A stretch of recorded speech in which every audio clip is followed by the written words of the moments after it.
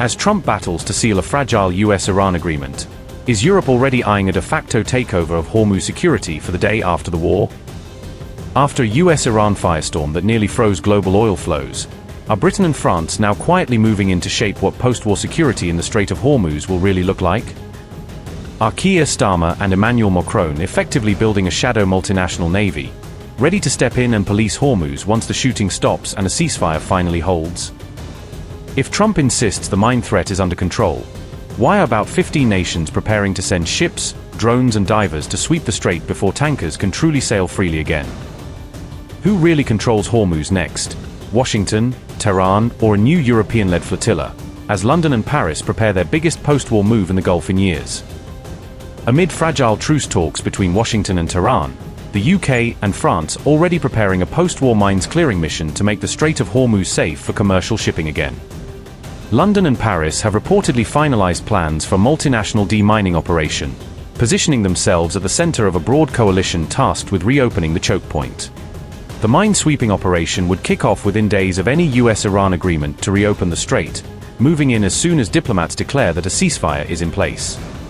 Traffic through the narrow waterway is now nearly frozen, after recent clashes between US and Iranian forces left shipowners wary of both mines and stray missiles. Military planners in several allied capitals already at an advanced stage of preparation for joint mine-clearing operations, working out routes, rules of engagement and support chains. The focus will be on clearing naval mines laid by Iran's Revolutionary Guard in the Strait of Hormuz during the US-Iran war, so that commercial and naval vessels can pass without constant fear. Sources told Bloomberg that around 15 countries have already committed personnel and naval assets, turning the mission into a broad demonstration of international concern over the safety of this corridor. These partners are expected to join in stages, with many arriving weeks after the initial deployment to show long-term commitment and reassure wary shipping companies. Most of the planning is reportedly complete, though some support vessels and specialized mine hunting equipment are still being sourced and readied for rapid movement. Notably, the UK has already dispatched the RFA Lime Bay from Gibraltar toward Hormuz, signaling that assets are on the move even before a final ceasefire is signed. RFA Lime Bay is reportedly fitted with autonomous mine hunting systems, allowing it to deploy unmanned craft to scan and map dangerous areas with minimal risk to crew. The British ship also carries advanced drones and sensors tailored for shallow water mine detection, a capability crucial in the narrow, busy channels of the strait. The US, by contrast, has no purpose-built minesweepers permanently stationed in the region and is in the process of retiring its aging Avenger-class fleet. Instead, American littoral combat ships such as USS Tulsa and USS Santa Barbara can be fitted with modular minesweeping kits, giving Washington a more flexible but less specialized role in the mission.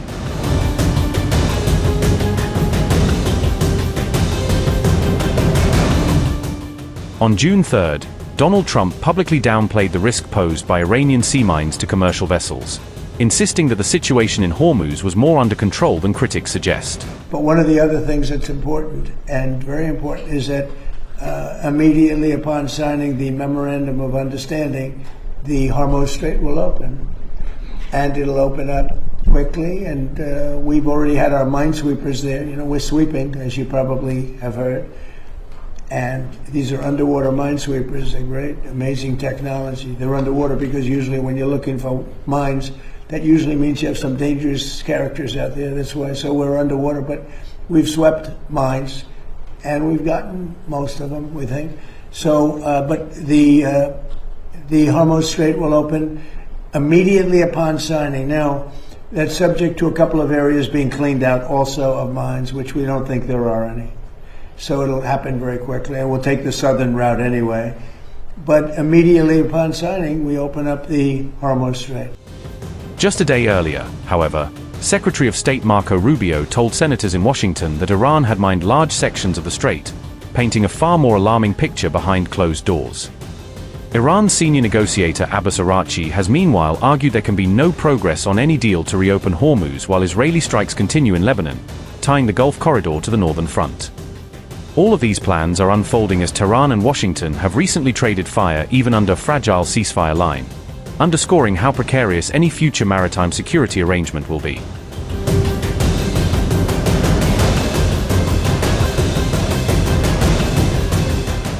The Iranian Navy says that on June 3 it targeted the command and control systems aboard a US destroyer, striking at what it describes as the ship's brain in Gulf waters. Tehran insists the strike was a direct response to what it calls aggressive US measures against Iranian commercial shipping, accusing Washington of harassment at sea. This development was announced in an official statement issued by Iran's Army Public Relations Office, giving the claim the stamp of formal military approval. According to that statement, the US destroyer was attempting to enter Iranian waters, a move Tehran frames as a clear violation of its sovereignty and red lines. However, US Central Command has flatly denied Iran's account, rejecting the claim that any US Navy destroyer was hit or successfully targeted. CENTCOM went so far as to say Iran is lying, insisting that American assets at sea are operating freely and without damage despite Tehran statements. Iran's statement said, and I quote, "A few hours ago, following aggressive actions, violations of the regulations governing the Strait of Hormuz, and hostile acts against Iranian commercial vessels in the Sea of Oman, by the terrorist and aggressive US military, the Navy, immediately upon detecting and identifying the source of those actions, targeted the command and control center responsible for them." End quote. Meanwhile, eyewitnesses inside Iran reported hearing the sounds of explosions and active air defenses, according to Iran International, suggesting something significant was unfolding in the skies. Residents in eastern Tehran described the distinct thud of air defense fire and then a single, loud explosion around 8:45 p.m., sending people rushing to their windows and balconies.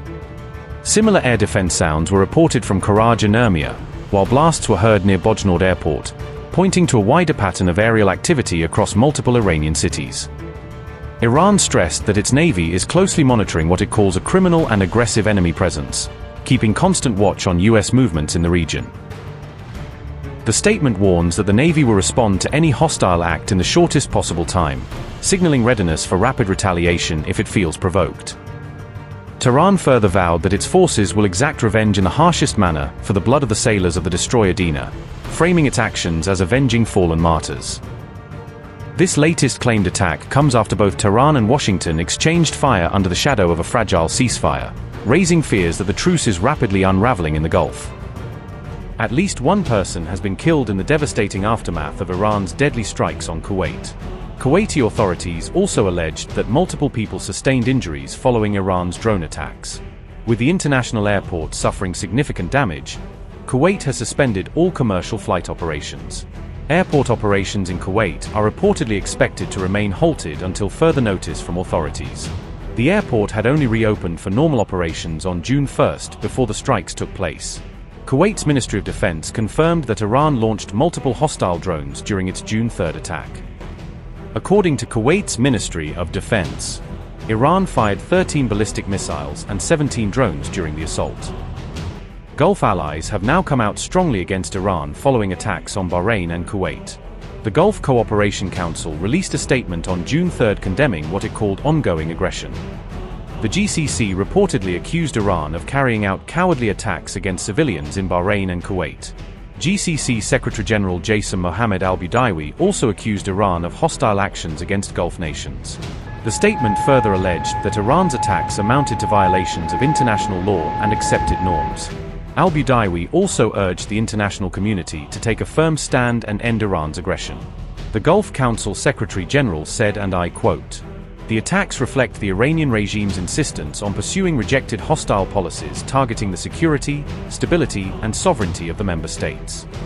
Iran is in violation of international law, the United Nations Charter, and all international norms, stressing that this requires a firm international stance to put an end to these dangerous Iranian aggressive practices. We underscored that the security of the Kingdom of Bahrain and the State of Kuwait is an integral part of the security of the GCC states, and that the Cooperation Council states stand united in confronting these attacks and fully support all measures and procedures taken by the two countries to defend their security, sovereignty, and territorial integrity." End quote.